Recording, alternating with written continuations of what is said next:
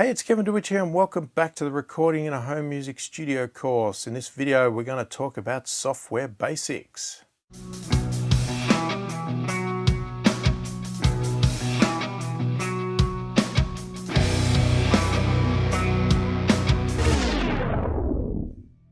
Alright, so software basics. Now, just up front, it's absolutely impossible for me in these short videos to teach you everything about software and especially about your software, because I have no idea what software you use. There is so many recording, mixing software programs out there. To cover them all would be a massive exercise, and especially to cover all the features.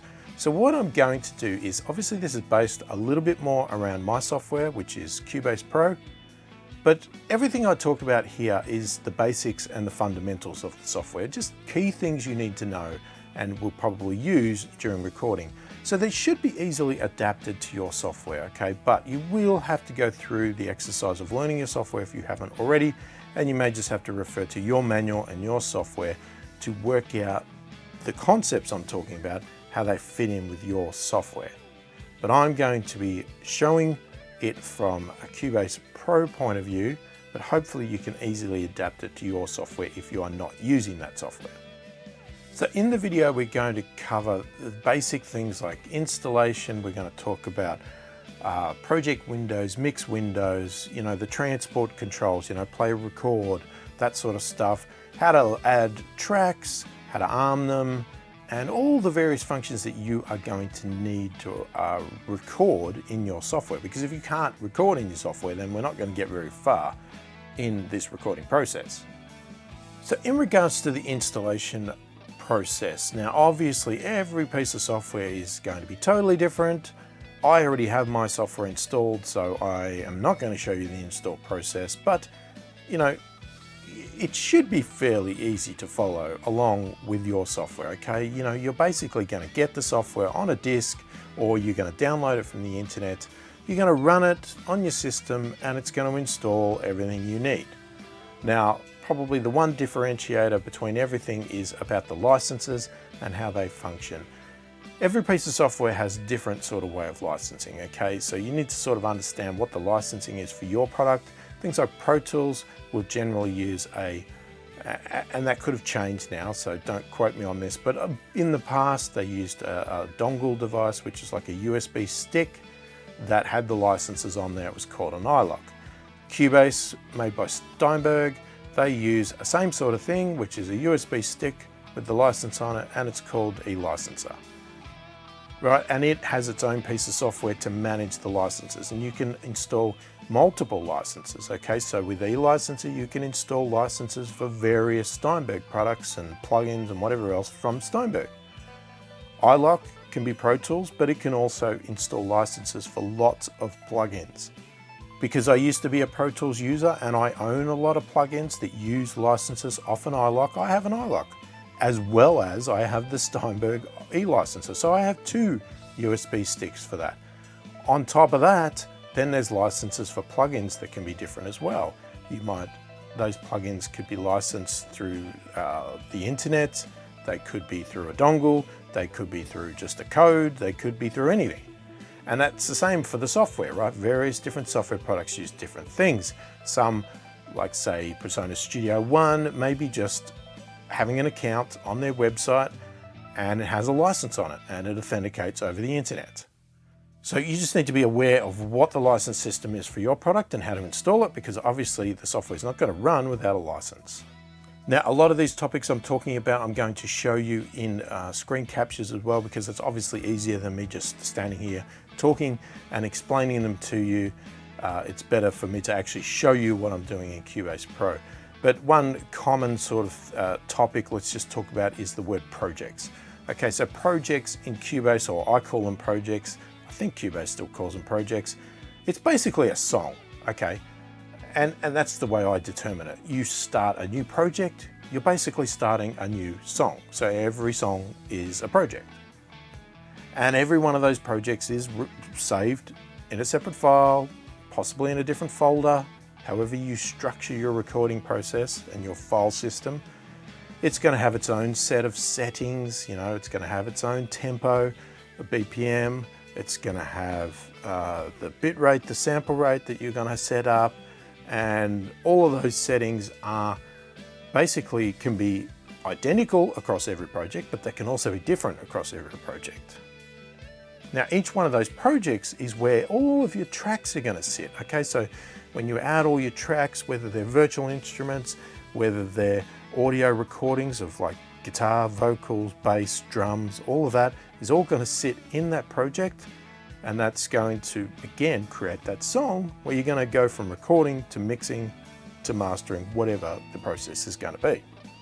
All right, so let's jump over to screen capture now, and I'll show you setting up a new project and just show you briefly around the actual project itself.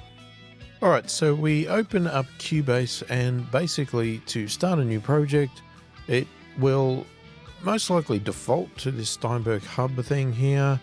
But if it doesn't and it goes into here, you can obviously go up to the file menu and go new project.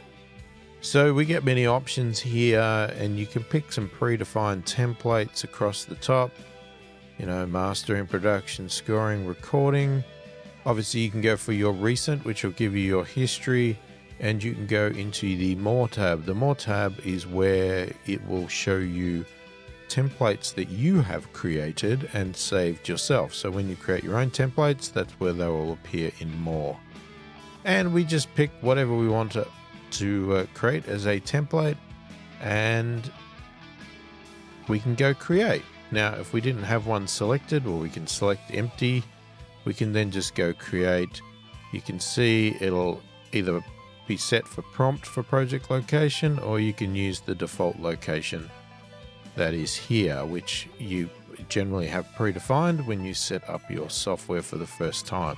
And once you've done that, you'll come into the window here, and it will have whatever you have set up, you know, so whatever project you opened or created, whether it was blank or a template, it will load up the appropriate tracks that is being configured in that template and be ready for you to start recording. It will generally come up with a default name, so the first thing I always like to do is do a save as for my project so that I'm ready to go with its location and the save file basically established. So our project basically is our song, as I've already said, and it includes all of the necessary things you need to do. You know, record, it'll have all of your tracks, buses, whatever you want to create in there. You can add any tracks you like, and you know, just keep saving it and keep recording and over again, and you'll end up with a hopefully very good song. So when we're setting up our project, the key factors are, which we've talked about in other sections that we need to set up, is obviously our tempo of the song, if we already know it. But even before that, what we want to set is our sample rate and our bit depth to get so that when we're recording at the right sample rate and the right bit depth. Now, that's, to me, is super critical to set straight up front. If you go and change it after you've already started recording, it can throw a lot of your audio files out of whack because the project will play at a different sample rate to what you recorded at. Some software can handle that. Some software you can get it to adjust the sample rate of audio files. But to me, even though that can work, it's still a workaround, and it's still something you have to manage, and it can go wrong. So my preference is that get it right to start with. Right before you record anything, determine, based on the previous discussions we've had in the other videos, what your bit depth is. Most likely it's going to be 24-bit, because that's what I said you should just do. And it's going to be some sample rate, right? Whether that's 44.1 as I've been using, or whether you want to go higher, right? But decide that now, lock it in on your project, and don't change it. Stay with it, okay? Okay, so our project settings, I've gone through a little bit of this already in the previous video, but again, just to repeat that, just so you're 100% sure. Once you've created your new project, you can go up to your project menu here and go to project setup. You'll have various options in here. You can obviously put your name and company and all that sort of stuff. But the main items here is really going to be your sample rate. So select the appropriate sample rate for your song. Select the appropriate bit depth for your song, and the file type. I always leave it as a WAV file. But you can pick any one of these if you so choose. Click OK, and you are locked in, ready to go.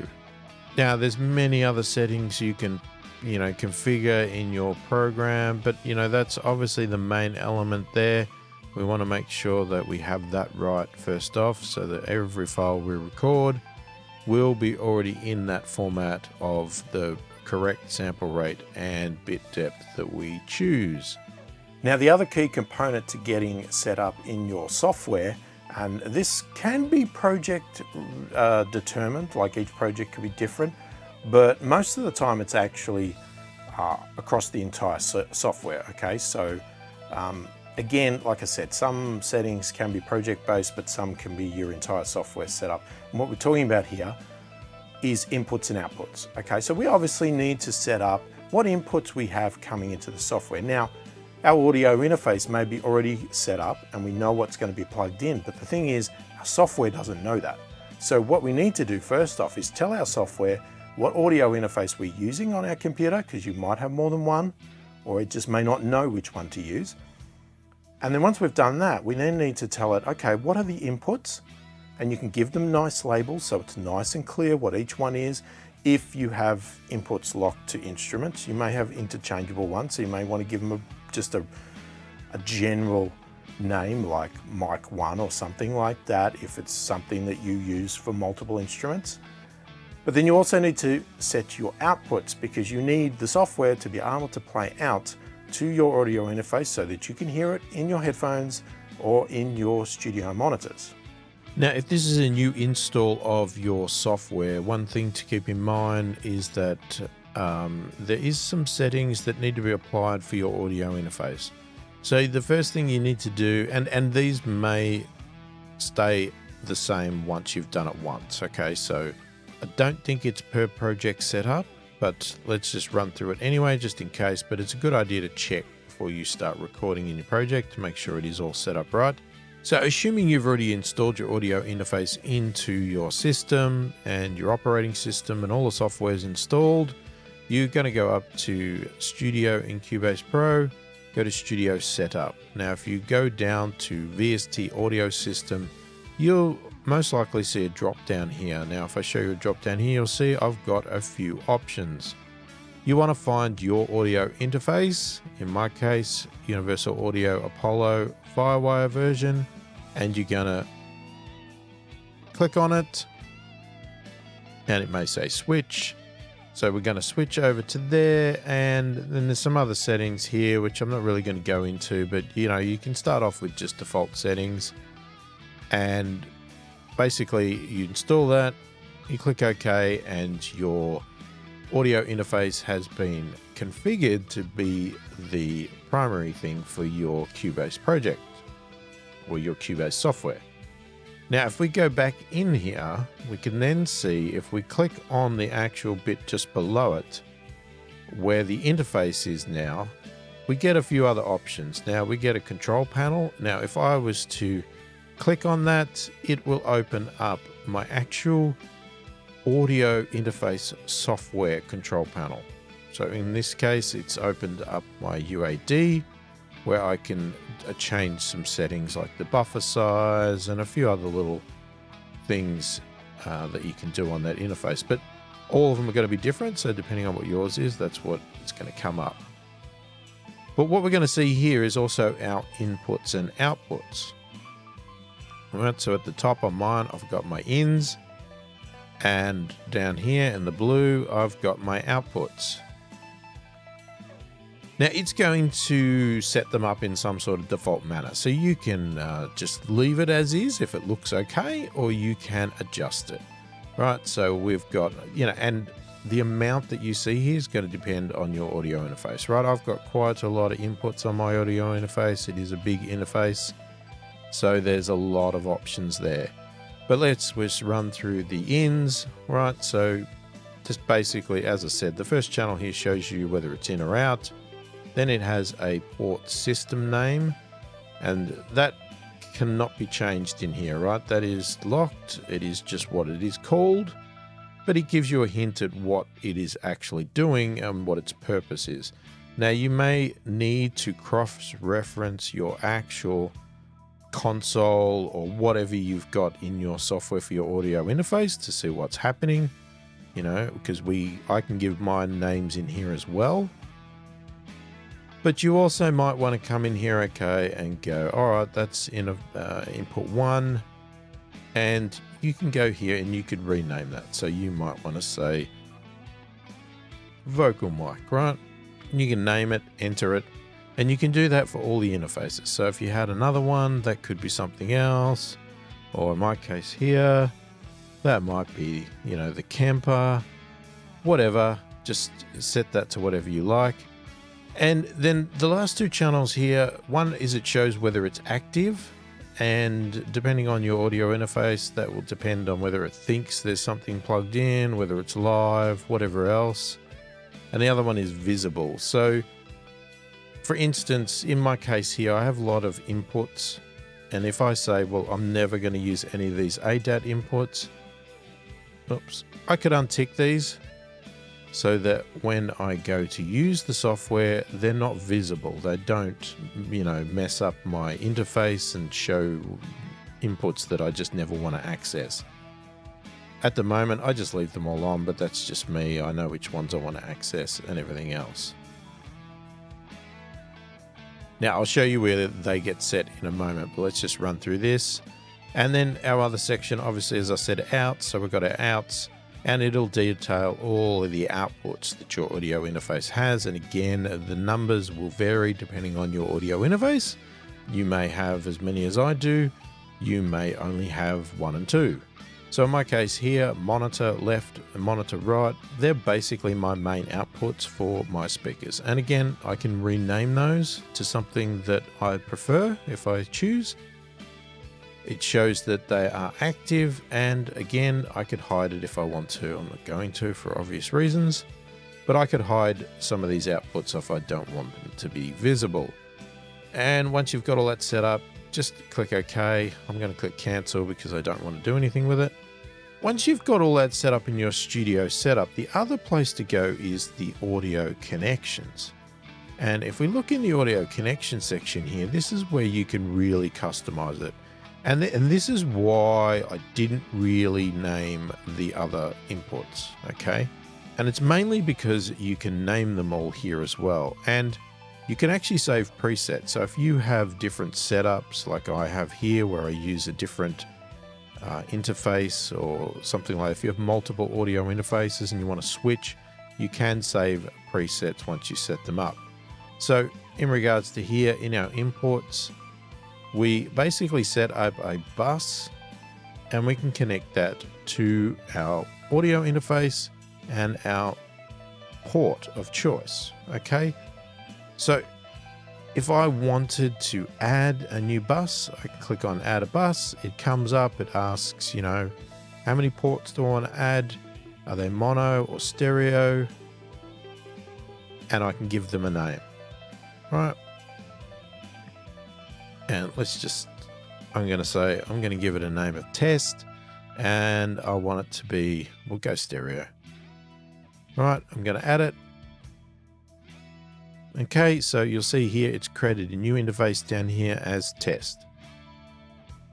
Once it's done that, it just automatically defines the next available input, but you might want to come across here and pick your audio interface. Obviously, I could pick not connected if I want to disconnect this for any reason, or if it has come up as not connected, just come in here, select the audio interface, and it's only going to give you the option of the one that's been selected in the studio setup, and then you get all your ports. Now you can see all of those inputs here, right?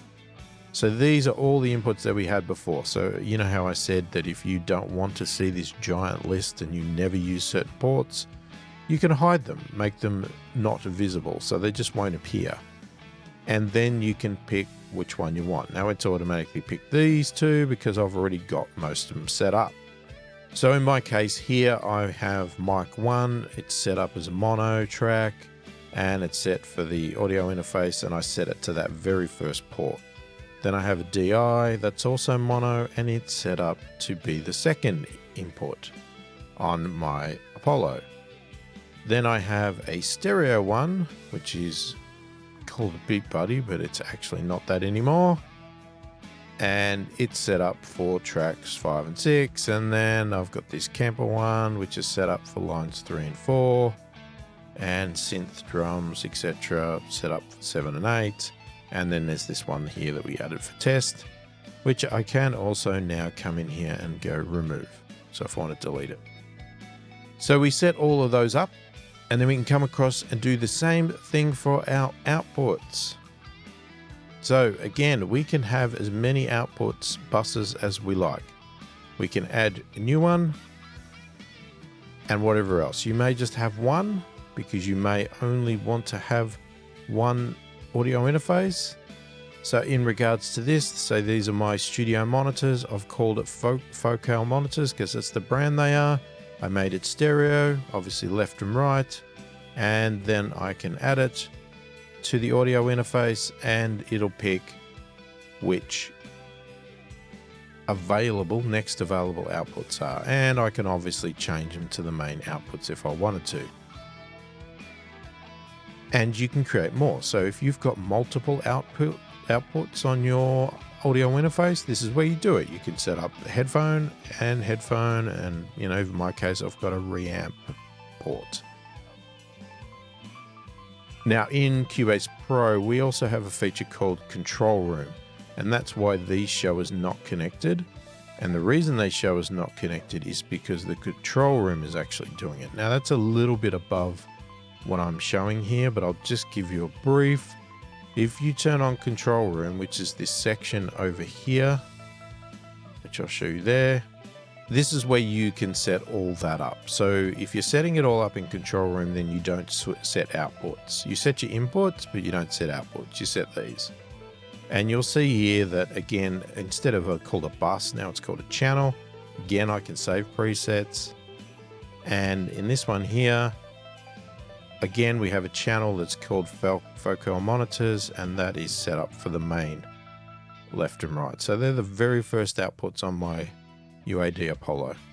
And then I've got another set of speakers doing something else, and another set of speakers again doing something else. And then I've got mixing headphones, recording headphones, which is not connected, but I could connect it.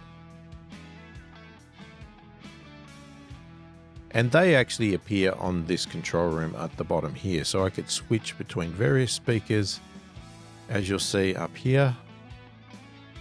So I could flick between speakers for testing purposes if I choose to. Okay, but that's a little bit, as I said, above and beyond. So if you don't set up control room, just set up your outputs. And then once you've got those done, I know this sounds a bit over the top, but that's what I'm saying. A lot of the time it's a one-off setup.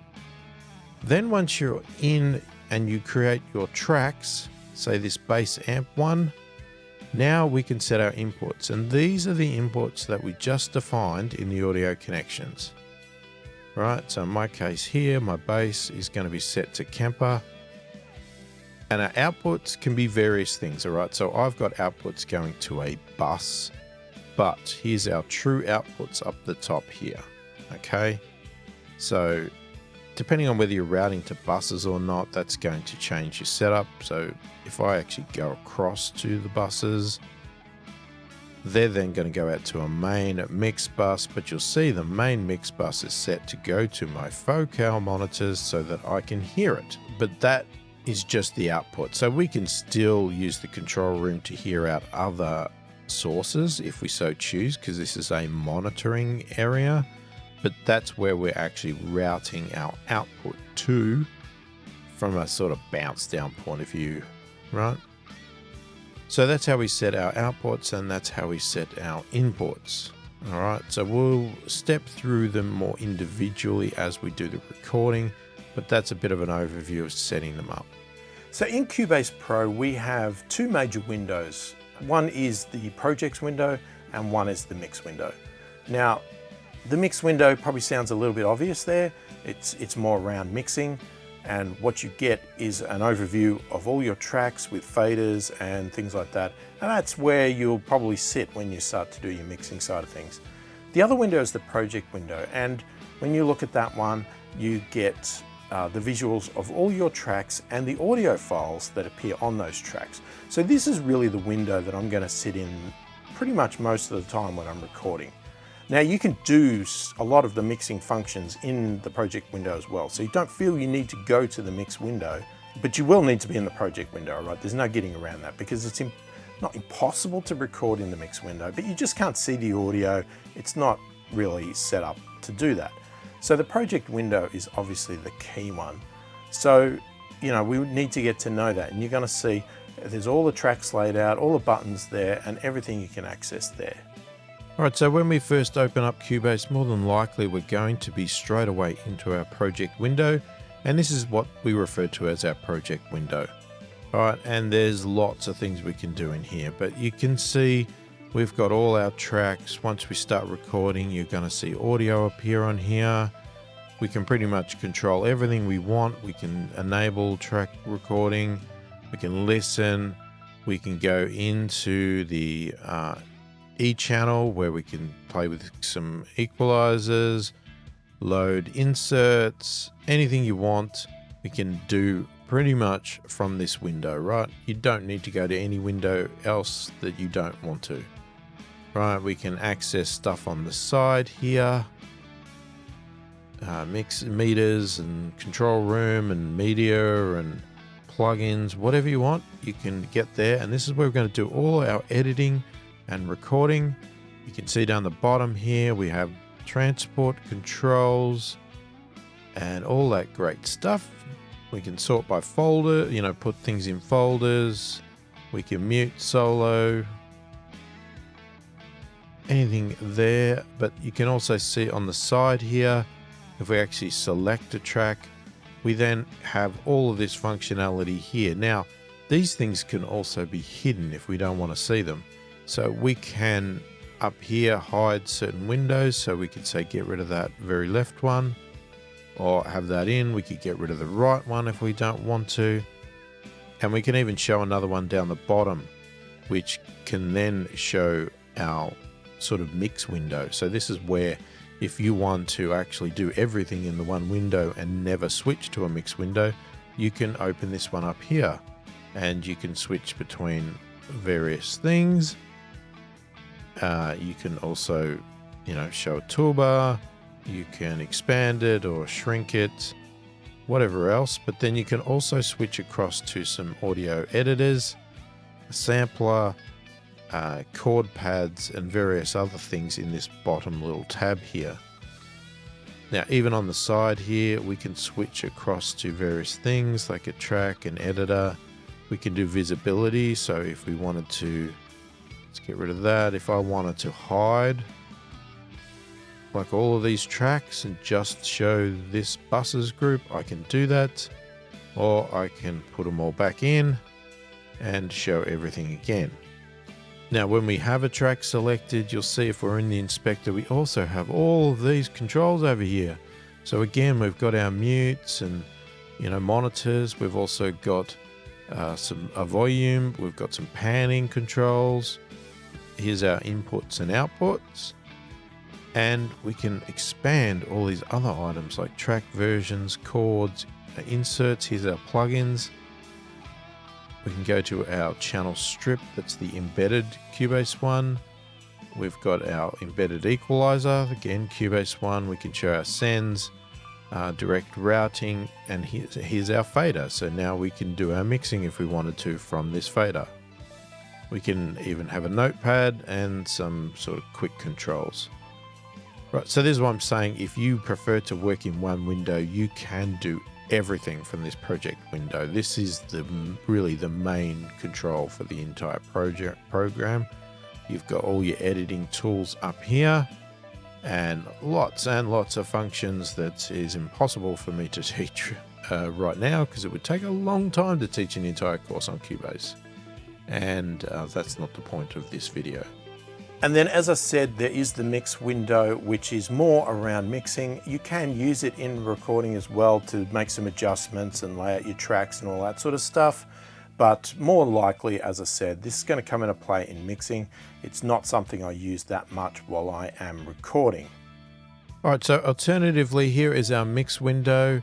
Now, I opened that up by pressing a hotkey, F3, but you can also go across to Studio here, and you can open the mix console. You can actually open up 3 versions of the mix console if you so choose, and have them customized individually. But I generally just work in one. And you can see here, again, we've got the same sort of level of customization, but this one here now is more designed around mixing, okay? We lose a bit of functionality because we don't have access to the audio files for editing and things like that. But again, we can show lots of things here. We've got our visibility again, as I said, so we could hide tracks if we don't want to see them or paste them back in. We can go across to history, we can do snapshots, right? Lots of stuff there, but we can also hide that if we don't want to see it at all. Show it again. Over here, we've got our control room or meters. Again, we could hide that if we want, or show it again. So there's many options we can do here. We've got we've got all our tracks here and buses and everything appearing here. We can then use this to mix. You know, there's our volume faders. We've got our pan controls. We can mute, solo, listen. We can even open up our channel settings. We can do automation. We can monitor, record, enable. We can color code, rename, whatever we want to do. Okay, you can actually change the view as well and what is shown on here. So you can add in a channel view up the top, an overview. You can get rid of this meter bridge, which is sort of like a set of meters. You can get rid of that. And, you know, now it's showing our routing, whatever else. You can show your equalizer right on here if you so choose to. You can hide or show the channel racks, which is these ones here. So let's say we get rid of the meter bridge, and these can be expanded and shrunk as well. So we have our routing, we have our inserts where all our plugins will go. We have the EQ, which is embedded in Cubase if you want to use that. We can have our strip view, and we can shrink them all back down as well. We have our sends, so anything that we're doing sends for we can show, and we can show some direct routing there. We can put some pictures in if we so choose, and you know, these are all customizable to a point. We can show them bigger, smaller. We can have a notepad so that we can write some things in there. We can show some channel latency. So you can customize this to show whatever you prefer to see in your mixing window. And again, you can make the faders even smaller or really big, whatever you so prefer. And you can save like templates, etc. for your views so that you can switch between views and whatever else you want. You can also go into your racks, which is this section here. If I expand that, this is our racks, but we can also turn off racks or add racks if we want to see more. So if we wanted to add some of these other racks in here, we can. So we can have our pre section there. We can have, what else did I have? Cues, if we're doing cues. Quick thing and a panel. You know, I never use those. I don't even know what to use them for, to be honest. And because I work solo, I don't use cues either.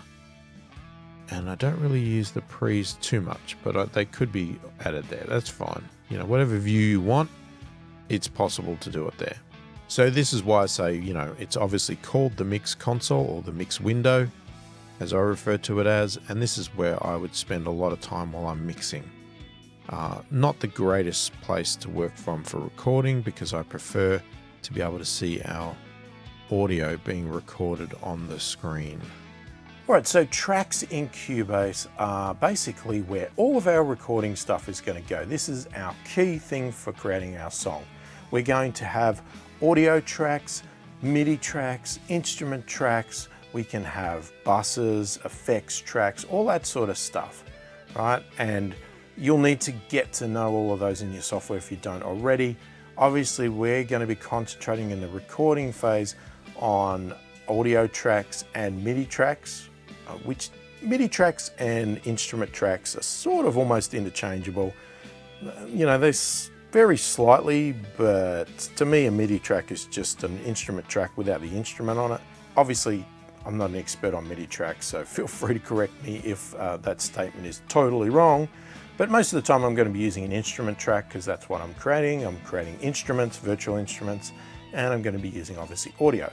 Now we're going to set those to, you can set audio tracks to mono or stereo, and that is going to depend on your instrument. I like to actually lock them to the right one.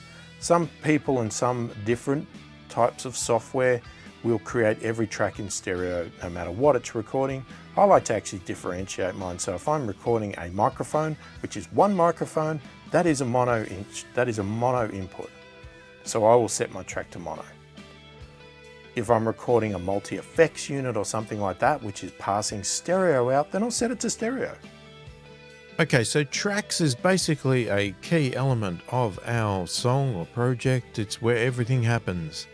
So if we want to record a new instrument or something, we need to add a track. Now, you may already have tracks loaded in a template or something like that, but if you don't and you're building this from scratch, you're going to want to come in here and just add a track. Now we get lots of tracks. There's tons here. I'm not going to explain them all. Cubase Pro has lots. The main ones we're going to be looking at is really the audio and the instrument. That's what we're going to be using mostly for recording. Group ones are good. You know, group is also, Cubase call them groups. Some people call them buses, whatever you want to call them. They're very handy as well. And obviously folder ones are great. And even effects tracks, which you can send things to. But there's lots of stuff here which you can add, but you might want to go add an audio track. Then what you can do is you can pick some options here. So I can say, all right, what's your input? You can predefine your input. Obviously you can change this later, but you can pick the one that you want. So you can say that one there. Configuration, is it mono, is it stereo, is it 5.1, whatever you need it to be, you can set it to. Say mono. And then I can pick an output. So I could send it straight out to the main output if I wanted to, or I could send it to a bus. Something like that if I wanted to reroute it, and I can even put a name in. If I don't put a name, it'll just sort of default something. But I can also add multiple tracks. So if I know I'm going to be recording, 10 instruments, then they're all mono, I might want to just pick 10 now. And then what I'll come in later is just tweak the outputs and the inputs and the names, etc. to do that. Now instrument, very similar. Except in this case here, we're going to pick a virtual instrument to use. And again, we'll still pick our output and we just add it then, right? There's no other real options there. And again, we can do a count, so we can do multiple of those tracks. Once you do add them, they're going to appear here and they'll appear just like something like this, for instance. And you've got all your various settings for it. This is where it's going to record the audio if you record enable it. And it's where, once the audio is there, it's going to play back from. And some of the little symbols here, so you can add all these little things, these features, turn whatever on you need to do. This button here indicates the type of track. So one circle is a mono track. And do I have one that's stereo? Hang on, let's find one. There you go, and you'll see that one with the two sort of circles together. That's a stereo track, so you can see quickly what type of track it is.